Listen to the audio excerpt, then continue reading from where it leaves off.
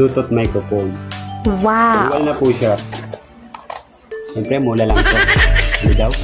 Mura lang. Kasi sa online nga. Kaya, so, nakita nyo, kompleto siya. Dalawa na po yung microphone. Box. So, yan. Ito yung isang microphone. At ito naman po ang isa. Dalawa siya. Dalawa yung ating microphone. Siyempre, sa akin yung isa. Sa interview natin yung isa. Tama po ba? Tapos ito po yung ating, ito yung kinakabit sa cellphone.